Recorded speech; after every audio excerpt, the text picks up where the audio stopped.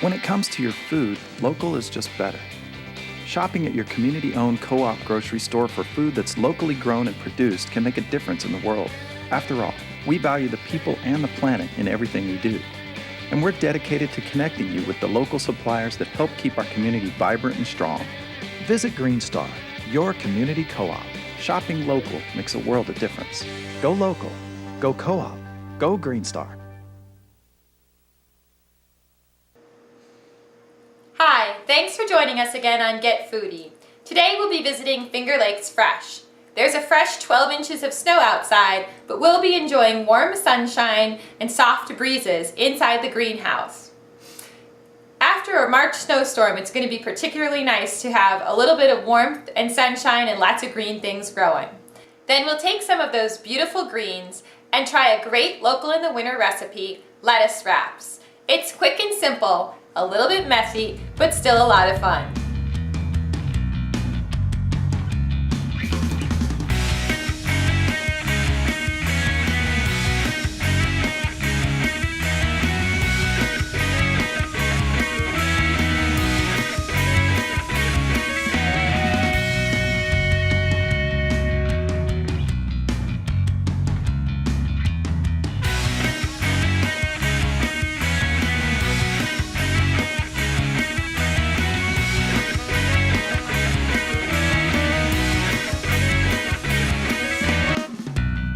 I have a 1.5-year-old and we have to just hold him back because he just wants to get in bath. So what is this growing here? This is wild arugula. Oh, and what's the difference between wild? It looks actually different than... This is, I guess, if that's wild, maybe this is more domesticated, but it's another type of arugula. We typically are selling this to restaurants, and this is more of a retail product. Okay. This operation was based out of research that was done at Cornell. Okay. To basically find a way to keep agriculture in New York State. And they were specifically looking at horticulture and ways to be competitive more on a year-round basis. And so what they did is they looked at creating an environment for the plants that was basically the same year-round. So this, in practice, we have the same productivity. We produce the same amount of products in July as we do in January. It's every day is the same. It's kind of like there's an old movie called Groundhog Day, and it's basically what it is here. Now we do have lighting because in Ithaca, New York, our winters are dark and dreary, and there simply is not enough light to keep the plants growing at their sort of optimal rate, and a rate that would allow you to make enough money to keep it going. So we have to operate these lights for part of the year. Our goal is to not turn them on because it costs a lot of money to operate. But if we don't at certain points in time, then we won't get the growth. If we don't get the growth, we don't have the jobs, we don't have the products to sell, everything falls apart for us. Okay. So we basically, we start new seedlings every day, 7 days a week. A new batch of seedlings go through, and we harvest every day. We've created an environment in here that is great for certain kinds of plants. And we're generally classifying them as leafy greens, and we're not trying to do a lot of fruiting crops because they need a completely different kind of environment.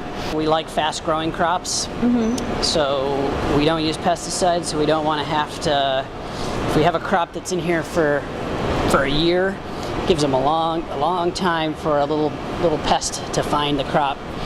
Our oldest crop here is about 40 days old, and the youngest is about 21.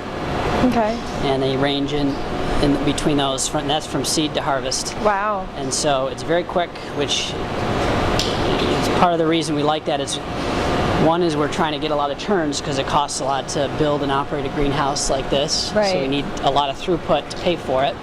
And we also are trying to beat the insects and stay ahead of them. You're just trying to imagine how quickly this turns over. So everything in this pond, it moves in that end and comes out this end in 6 days.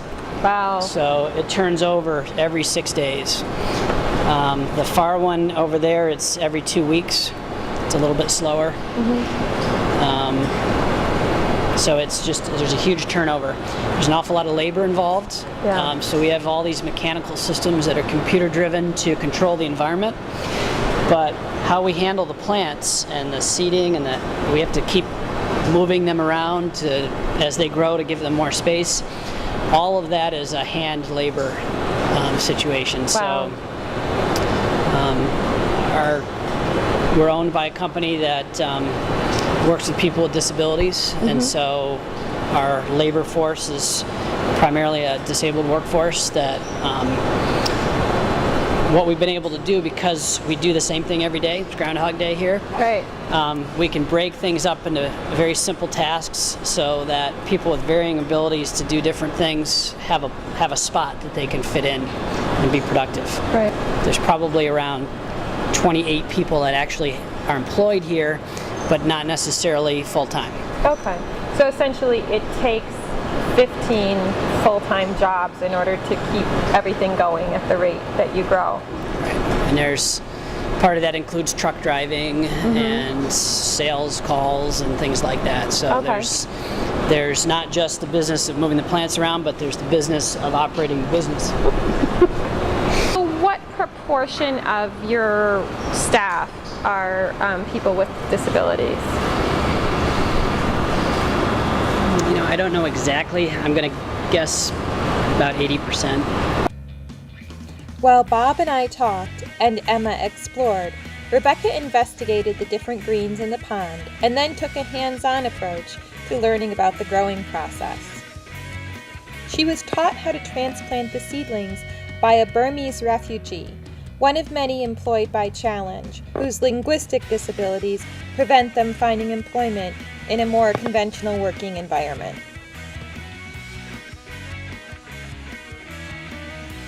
After filling the trays with evenly spaced seedlings, they floated them on the pond. The seedlings will slowly move their way across the pond and be transplanted to larger trays as they continue to grow.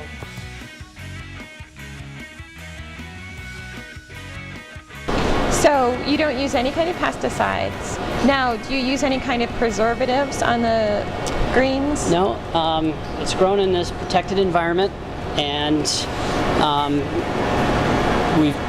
we don't have to wash it. We do everything we can to keep it in a pristine, sort of untouched by human hands as possible. So when we do have to handle the products, we're using gloves, and we have hair nets, and we have a food safety plan that we follow. That's a USDA program called it's GAPS, Good Agricultural Practices Program. We do a certain amount of testing according to this plan to make sure that we don't have something like E. coli or some sort of bacterium that would be a problem. What about what you're actually growing the plants in? How does that work? How can you replace soil with water, and what do you use in order to make that happen?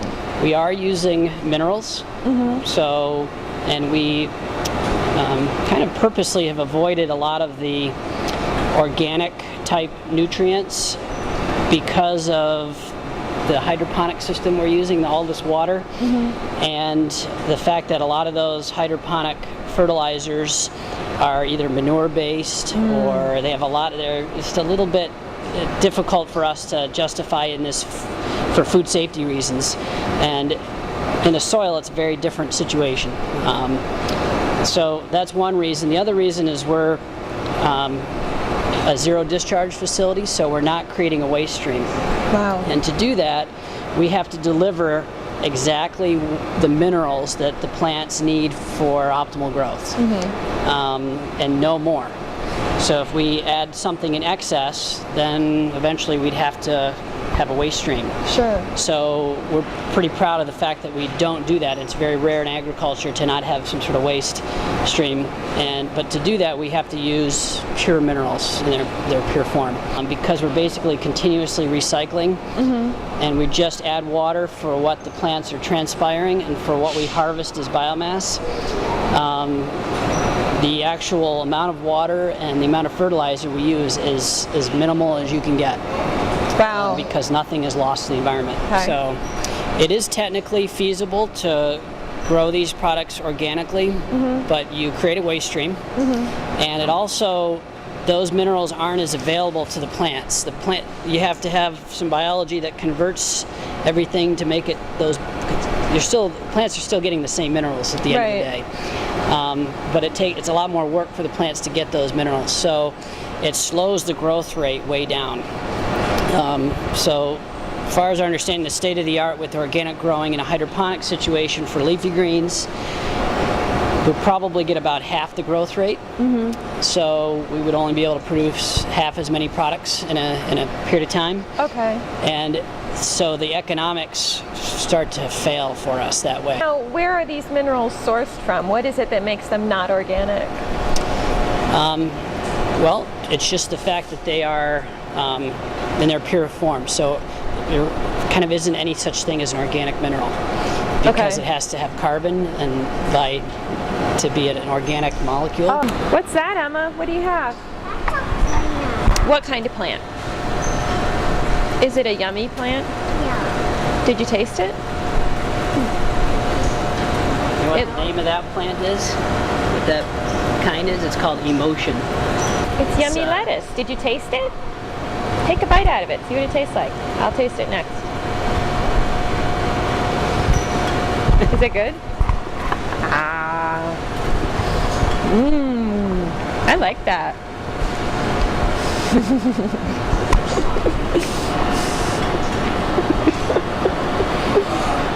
You might get a different reaction with the arugula.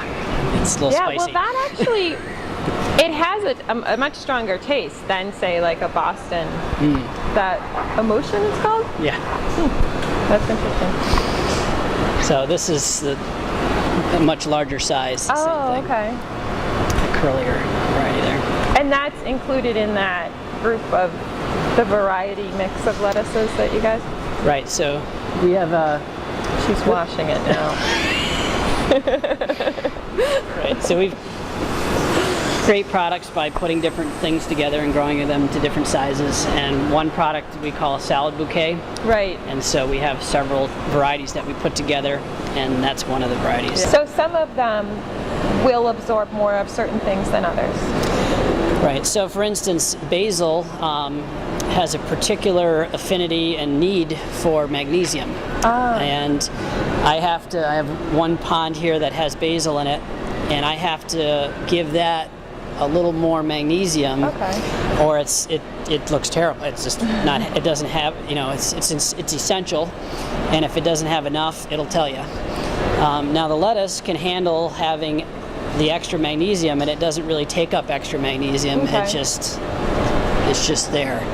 And what is there besides the calcium nitrate and the magnesium?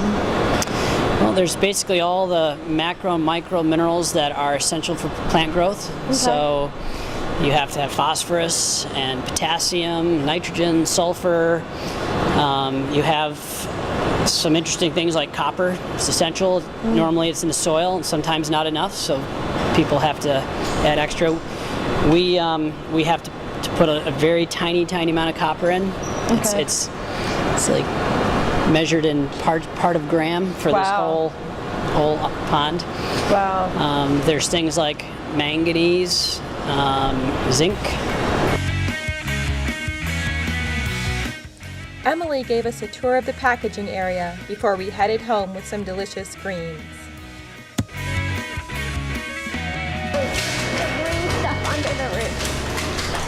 This stuff it's actually like volcanic rock that the plants grow, and they put the seeds in there, and the volcanic rock has a lot of nutrients in there for them to start in, and then the water has a lot of nutrients, so the roots grow very well in that, and it keeps them kind of in place. The whole, kind of like the ground keeps a plant in place, that will keep it in place and lets it grow.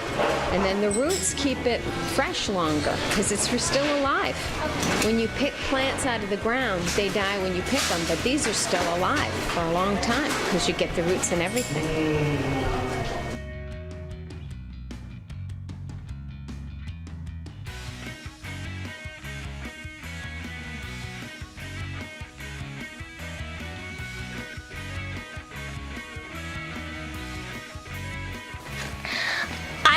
inserting the seedlings at Finger Lakes Fresh. And now we're ready to make a simple, fun dish with lettuce. Go ahead and tell everybody what we're going to make. We're gonna make lettuce wraps. That's right. We're going to make lettuce wraps with the Boston lettuce, one of the various assortment of lettuces that they have at Finger Lakes Fresh. This is a really simple, very adaptable, fun thing to do. Part of what's so fun about it is you can use a whole variety of fillings. But today we're going to use some fillings that Rebecca came up with. She really likes roasted root vegetables, so we're using roasted root veggies, and then we're using a couple of local grains in the filling. We're using freekeh, which is green wheat that's been roasted. This is made locally by Pure Organics, and it's a very, very tasty grain that you cook in a similar way to cooking wheat, or you can make it like a pilaf. And then we're also using polenta, which is also grown and ground locally here in Ithaca. We're gonna celebrate the last wraps.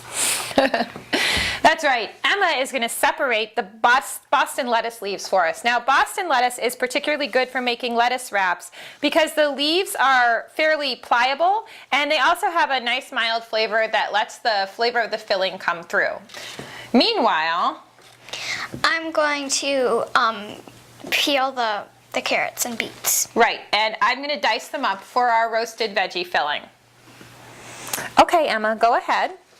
Now just take each leaf off like this very carefully and put it in the bowl. Okay, take each one off. That's right, you've done this before. Put it in the bowl. Good job. That's right, put it right into the bowl. Keep going.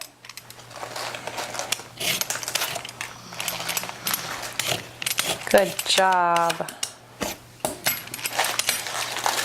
No. Yep, put it right in there. That's okay. Some of this will turn into salad. Take the ones on the outside first. That's right. This one. No. Okay, that one. This one right here. Good job.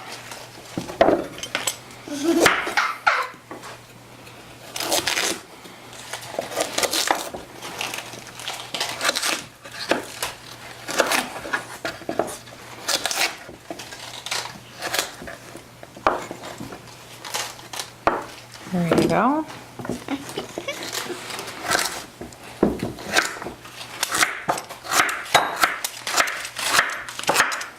I think orange and purple go really nicely together. Yeah, they do look pretty when they're finished, don't they? Good job, Emma. Okay, now that we've done that, let's start on this one and do the leaves on that one, okay?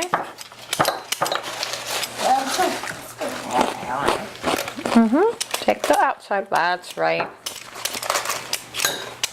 And whatever doesn't turn into a nice wrap leaf, we'll just make it into salad later on. Oh, gentle. Each leaf separately. Look, look, look, look, watch. See, here's one nice pretty leaf. Look how pretty that is. That's gonna make a nice wrap. Look at this big one. We're gonna fill it up with yummy stuff, aren't we?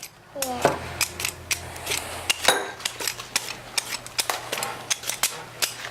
Now take one, just one at a time. There you go. So pretty.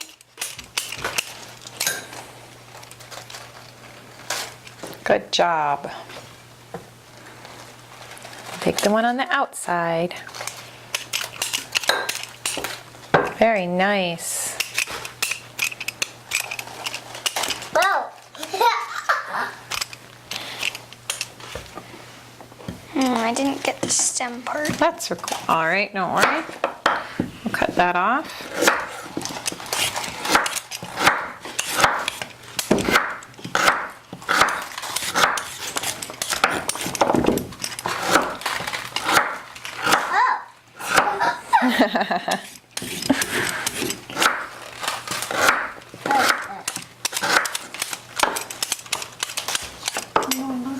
Good job. Look at this big one. I know, that one's really big. Yeah. Every leaf is different though. Look at this one. Yeah. This one is really tiny. Mm-hmm. Look.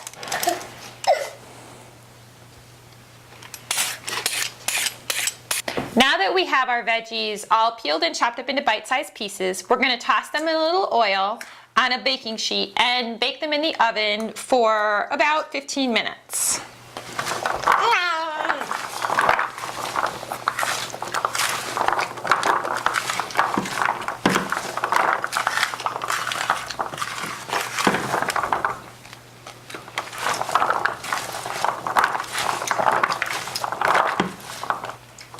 All right, now just spread them out a little bit so that they'll bake evenly. And we're all done.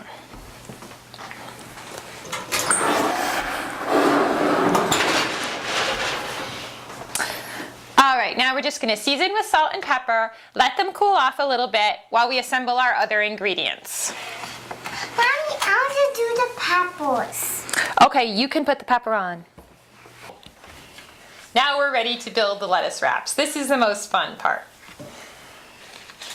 I'm going to start with a couple pieces of Boston lettuce and then my fillings. I've got the freekeh, the toasted wheat, and my roasted veggies here on the platter. And I've added a little chicken as well. I think I'm going to have mine on the side. And some cream. Some sour cream, that's right. I'm going to put a little sour cream on top.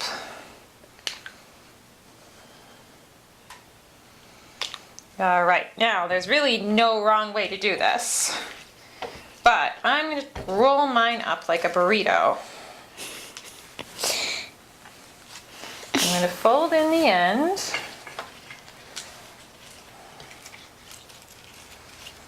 And then I have a little bundle that I can eat. Good? Mmm, yummy and pretty. Okay, Now my turn. your turn. Here is some lettuce. Thank you. That's some chicken. Mm-hmm. You can put chicken inside yours if you want. Okay. I'll put some. There you go. I want some cream. Some sour cream? No, I want to do it. Well, you know what? Let me help you out. Okay. Now, do you want to try to roll it up yourself? Yeah. Of course, you can also just make the lettuce like a cup and just pick it up. But if you want to roll it, that's pretty good. This can definitely be a little messy, so you're going to need napkins, but it's so much fun to do.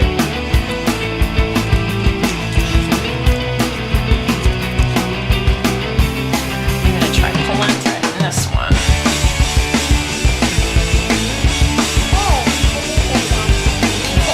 There you go.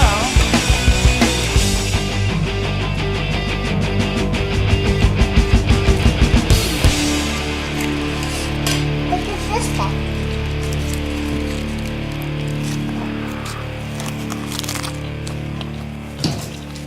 How is it? Good. Look at mine. Ooh, beautiful. You take, oh yeah, take a bite. I think the trick with this is the same as it is with burritos. Don't get too greedy and put too much filling in or it's going to end up all over the place.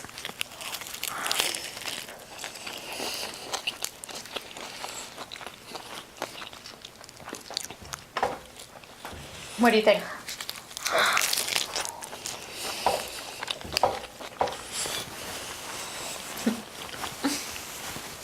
It is messy.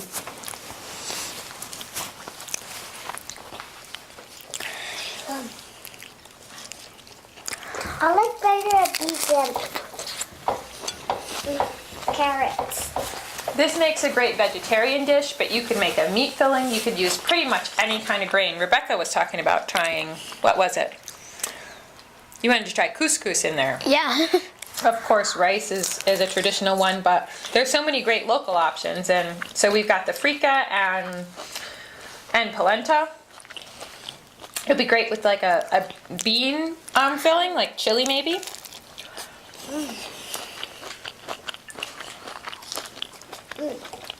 I'm gonna make one more too. Oh, good. Me too. They're small, so it's great to have a bunch of them. You know, that happens, but we could just get a fork and you can eat it like that, or you can put it back into the lettuce. Or use your fingers. Fingers are always an option.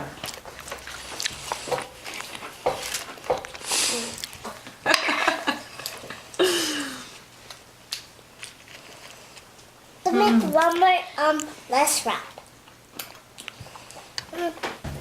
Second. Chicken. Yeah. Okay. What else? That. Sour cream. Yeah. Now we can put it. Mommy's gonna put it in. Okay, and then some roasted veggies on top. No, I don't want them. Well, No, I don't want them. all right. Wait. I don't do it.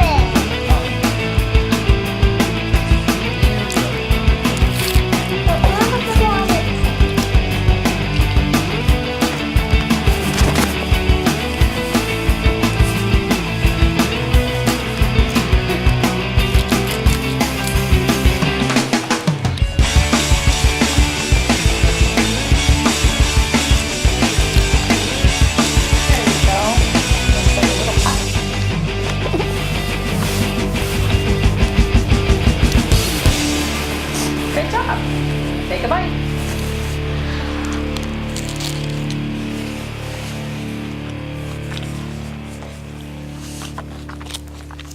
Yummy?